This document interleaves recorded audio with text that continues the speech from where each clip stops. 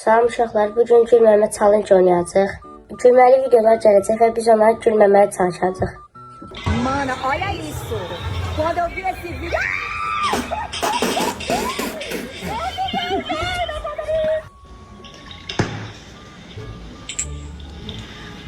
Limon da, limon suyu.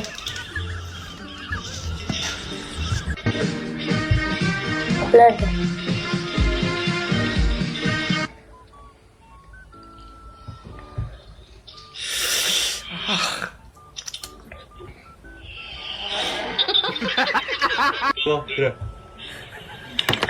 Hamile limon suyu ise şey.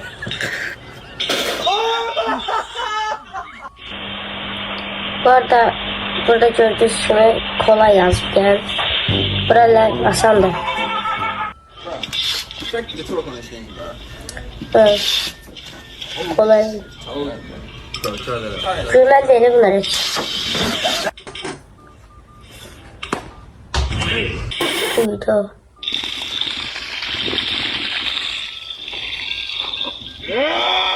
İzleyenlerin sadece %50'si kolay seviyeyi gülmeden tamamlayabildi. Eğer sen de başardıysan videoyu beğenmeyi unutma. Ben gülmedim. Anlaşılan Değil. gülmemeye kararlısın. Ama unutma, kararlılık tek başına yetmez. Çünkü orta seviyede çok daha komik videolar seni bekliyor. Bu hal asanlık Bakalım de orta seviyeye kaslarını geçecek. Sonra oynatmadan zor da desem var. dayanabilecek misin? Hazır olduğunu görüyorum. O zaman orta seviyeyi başlatıyorum. Başlat. Başlayalım şuna. Li li li li li li li li li li li li li. Ne bakıyorsun lan? Deliyim ben, li li li li li li li. O neydi kız? Li li li li li li li li li li li li li. Kim var orada? Li li li li li li li li li li li li li. Gülmel değil.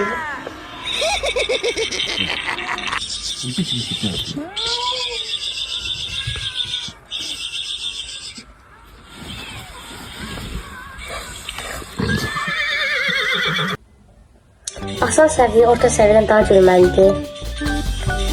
Bu neymiş? Makaron da.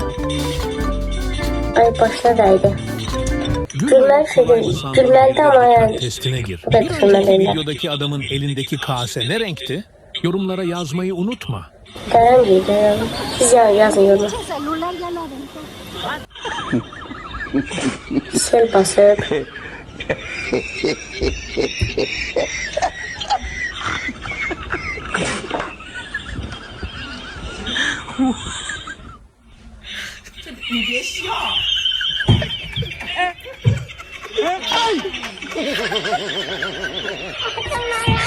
Hiç gülmeli değil bu orta seviye.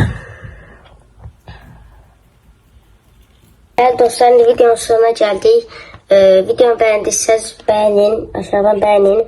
Yorumda yazın ki video keşfete düşsün. Bu da 20 like istəyirəm belə videonun gəlməsi üçün, videolar devamı üçün 20 like istəyirəm.